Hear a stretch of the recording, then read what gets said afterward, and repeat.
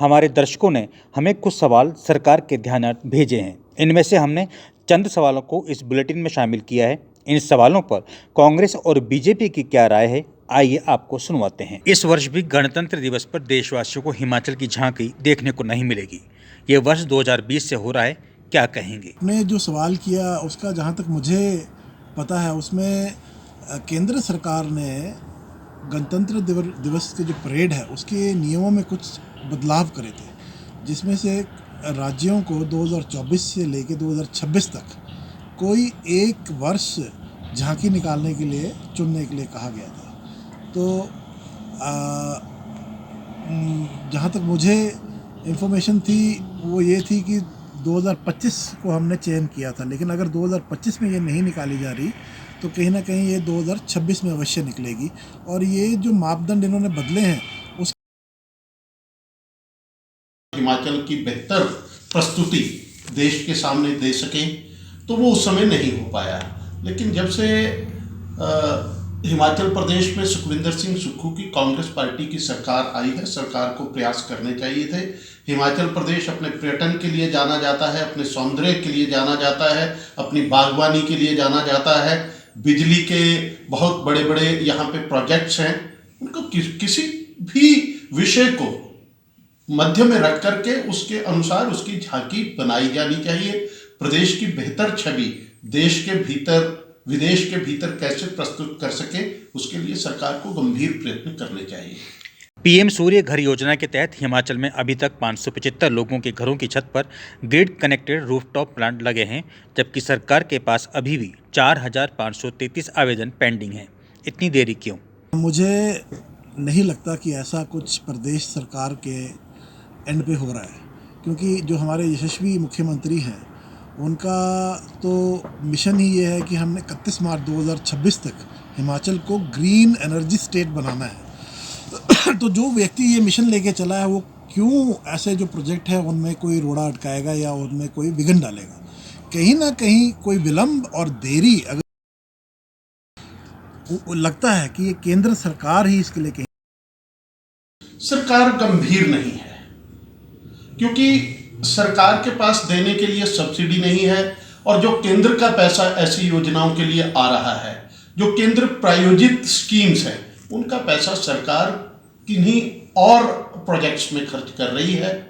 उसका कहाँ पे सही सदुपयोग उस पैसे का होना चाहिए वो सरकार नहीं कर रही है। और केवल इस योजना के अंतर्गत नहीं, प्रदेश में अन्य योजनाएं जो केंद्र प्रायोजित योजनाएं हैं, उनका पैसा सरकार सैलरीज के अंदर, पेंशन्स के अंदर प्रयोग कर रही है। और जहां पे वो पैसा प्रयोग होना चाहिए वहां पे वो नहीं हो रहा है। और भारतीय जनता पार्टी तो इस बात को केंद्र सरकार के ध्यान में भी लाएगी कि जो पैसा जिन योजनाओं के लिए भेजा जा रहा है, क्या उसके लिए वो खर्च वहां पे हो रहा है या नहीं हो रहा है। केंद्र सरकार इसकी जांच करवाए। और प्रदेश सरकार ने अगर इसमें अनियमितताएं की हैं तो किन अधिकारियों ने और कौन से सरकार के मंत्री या मुख्यमंत्री, क्या उनकी भी इसी में भागीदारी है, इस सारी बातों की जांच होनी चाहिए। और जो पैसा जिस मद के लिए आया है उसमें ही उसका प्रयोग होना चाहिए। सीएम सुखविंदर सिंह सुक्खू के आह्वान पर कांग्रेस के कुछ नेताओं और बिजली विभाग के अधिकारियों ने सब्सिडी छोड़ी है। यदि मंडी जिले की बात करें तो यहाँ पर किसी भी नेता ने ऐसा नहीं किया है, क्यों? मुझे लगता है कि ये शुरुआत अभी हुई है और लोग धीरे धीरे सारे जितने भी हमारे कांग्रेस के नेता हैं, शीर्ष नेता, वो सब्सिडी को छोड़ रहे हैं। और आने वाले समय में देखेंगे आप पूरे प्रदेश में जितने भी हमारे कांग्रेस के नेता ही नहीं, कार्यकर्ता जो है वो भी सब्सिडी छोड़ इस मुहिम में भागीदारी देंगे। मुख्यमंत्री जी बताएं कि कांग्रेस की सरकार बनने के ऊपर उनकी क्या घोषणाएं थी, क्या वो प्रदेश की जनता को देने वाले थे, क्या उसमें ये शामिल था?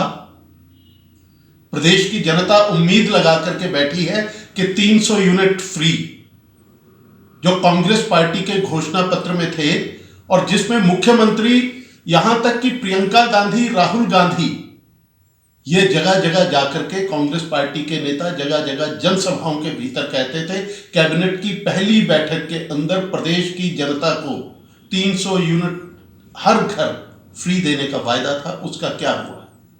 प्रदेश की जनता पूछ रही है कि तेरे वादे का क्या हुआ। अगर आप क्या ये योजना लेकर के आना चाहते थे? जो साधन संपन्न है छोड़ रहे होंगे, आखिर क्यों छुड़वाना चाहते हैं? मुख्यमंत्री बताएं। हिमाचल प्रदेश तो बिजली बेचता है, सरप्लस बिजली को बेचता है, देश को बेचता है। तो जो चीज जिस प्रदेश के अंदर जो संसाधन होता है, उस संसाधन का लाभ वहां के नागरिक को मिलना चाहिए या नहीं मिलना चाहिए, मुख्यमंत्री को यह स्पष्ट करना चाहिए।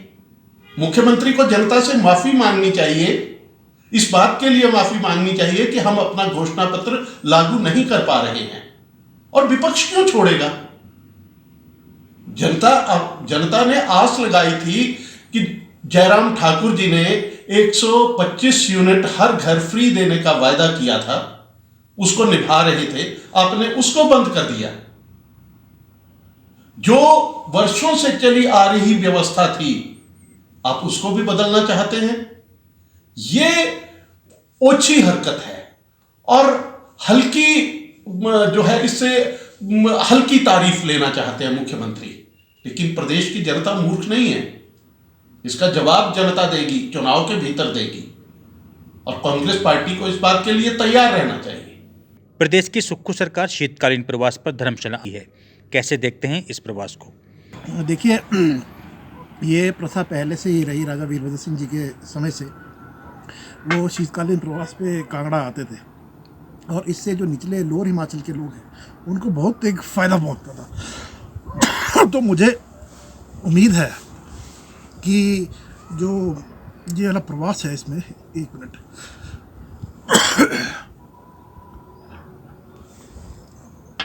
शीतकालीन प्रवास का जो अभी मुख्यमंत्री जी करने जा रहे हैं, इसमें जो लोअर हिमाचल के लोग हैं उनको इसका बेनिफिट मिलेगा। वो अपनी समस्याएं उनको बहुत दूर शिमला जाना नहीं पड़ेगा, वो धर्मशाला में आके अपनी समस्याएं बता सकते हैं और उनका यहीं पे निपटारा हो जाएगा। और धर्मशाला में क्योंकि ये रहते हैं तो धर्मशाला को बहुत उम्मीद है। धर्मशाला के कई विकास कार्य जो है वो अभी पेंडिंग है, तो हम उम्मीद करते हैं कि इस बार जो है उन विकास कार्यों का शिलान्यास जो है मुख्यमंत्री जी करेंगे। ढगवार में मिल्क प्लांट है, ऐसे ही इन्फिनिटी मॉल है, सेंट्रल यूनिवर्सिटी का मुद्दा है, ये सारी चीज़ें मुझे लगता है धरातल पे अब उतरेंगी। देर आए दुरुस्त आए, ये व्यवस्था जो है जिसका उन्होंने 2 साल तक ध्यान नहीं दिया, ये भारतीय जनता पार्टी की व्यवस्था खड़ी की हुई नहीं थी। 1993 के बाद जो है सरकार में वीरभद्र सिंह जब आए थे, उन्होंने ये व्यवस्था शुरू की थी और उस व्यवस्था के बाद शीतकालीन प्रवास की ये व्यवस्था थी। कुछ दिनों के लिए सरकार सर्दियों के दिनों में धर्मशाला आकर के निचले क्षेत्र के लोगों की दुख दर्द बांटने का प्रयास करती थी।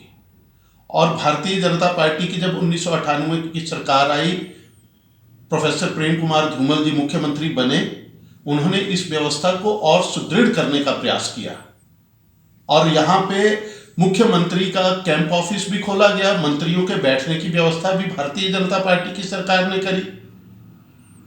उसके बाद जयराम ठाकुर भी आए, वीरभद्र सिंह आए, दोबारा आए, उन्होंने इस व्यवस्था को चलाया। जयराम ठाकुर जी ने इस व्यवस्था को चलाया। केवल अगर 2 वर्ष तक नहीं चलाया और ऐसी व्यवस्था का अगर मजाक उड़ाया तो ये वर्तमान मुख्यमंत्री ने उड़ाया था। आज उनको लगता होगा कि उनकी जमीन खिसक रही है, इसलिए यहां आ रहे हैं। मुख्यमंत्री जी को बताना चाहिए कि केंद्रीय विश्वविद्यालय के लिए जो 30 करोड़ रुपया जमा होना है वो किस दिन करवा रहे हैं। क्या आने से पहले ही करवाएंगे या यहाँ आकर जिस तरह से पहले आप बहानेबाजी करते रहे हैं उसी तरह की बहानेबाजी करते रहेंगे? मुख्यमंत्री बताएं कि निचले हिमाचल में आप दूर दराज का चंबा क्षेत्र है, वहां के लिए आपकी क्या योजनाएं हैं, आप नूरपुर के लिए क्या योजनाएं हैं, पालमपुर के लिए क्या योजनाएं हैं। आप उन योजनाओं को विस्तृत रूप में जनता के सामने रखें। केवल सैर सपाटे के लिए अगर पॉलिटिकल टूरिज्म हो रहा है तो फिर तो जनता को ऐसे टूरिज्म से कोई लाभ नहीं मिलने वाला, और ना 2 साल में मिला है ना आगे मिलेगा। पार्टी के संगठन निर्माण की बात करें तो संगठन निर्माण में बीजेपी कांग्रेस की तुलना में काफ़ी आगे निकल गई है, जबकि कांग्रेस में अभी भी बैठकों के माध्यम से रायशुमारी ही चली हुई है। देखिए, कांग्रेस का जो स्ट्रक्चर है वो बहुत बड़ा स्ट्रक्चर है और जिसको आप विलम्ब बोल रहे हैं वो विलम्ब नहीं, वो इस बार जो हिमाचल में जिस प्रक्रिया से संगठन के चुनाव होने जा रहे हैं या संगठन में जिन लोगों को जिम्मेदारी मिलेगी उसके लिए पर्यवेक्षक नियुक्त किए गए हैं। वो पर्यवेक्षक हर एक कॉन्स्टिट्यूंसी में और लोकसभा वाइज मीटिंग कर रहे हैं और लोगों से मिल रहे हैं और वो जो एक्टिव कार्यकर्ता है उसको आगे लाने की कोशिश कर रहे हैं। तो आप देखेंगे जब ये हमारे संगठन बन के तैयार होगा तो ये बहुत सुंदर और मेहनती लोगों का एक संगठन होगा जो कि 2027 के चुनाव में कांग्रेस की जीत ज़रूर दर्ज कराएंगे। देखिए, मैंने आपको पहले ही बोला बहुत बड़ा हमारा ढांचा है, ठीक है जी। तो एक मास पार्टी है कांग्रेस, तो विलम्ब बेशक हो रहा होगा लेकिन उसकी भी कहीं ना कहीं वजह रहती है। कभी किसी राज्य में चुनाव आ गया, जो हमारे ऑब्जर्वर है वो वहाँ व्यस्त हो गए, तो ये विलम्ब थोड़ा बहुत चलता है। लेकिन अभी चुनावों के लिए बहुत समय पड़ा है और जल्दी ही, क्योंकि हमारे अभी यहाँ पे चेतन चौहान जी जो यहाँ के को ऑब्जर्वर और हमारे यहाँ के पर्यवेक्षक नियुक्त किए गए हैं वो आए थे, उन्होंने प्रेस में भी बयान दिया है कि अगले महीने के अंत तक आप देखेंगे कि हमारा जो संगठन का ढांचा है वो बनकर तैयार हो जाएगा। देखिए, कांग्रेस पार्टी क्या करती है, क्या नहीं करती है, किस तरह से संगठन चलाती है, बनाती है, भारतीय जनता पार्टी को इससे कुछ लेना देना नहीं है। भारतीय जनता पार्टी कार्यकर्ता आधारित कैडर बेस्ड पार्टी है। हमारी बूथ से लेकर के कांग्रेस पार्टी के चुनाव शुरू होते हैं, राष्ट्रीय अध्यक्ष से लेकर के नीचे उतरना शुरू करते हैं। भारतीय जनता पार्टी संगठन के चुनाव करती है, बूथ समिति से चुनाव शुरू होता है, उसके बाद मंडल का चुनाव होता है, मंडल से के बाद जिला का होता है, जिला के बाद प्रदेश का होता है, प्रदेश के बाद जाकर के राष्ट्रीय अध्यक्ष का होता है। तो हमारी अपनी संगठन चलाने का एक तरीका है, एक हमारा अपना संविधान है। उस संविधान के अंतर्गत रह करके भारतीय जनता पार्टी अपना संगठन चलाती है और भारतीय जनता पार्टी का संगठन किसी भी चुनौती के लिए 24/7 तैयार रहता है।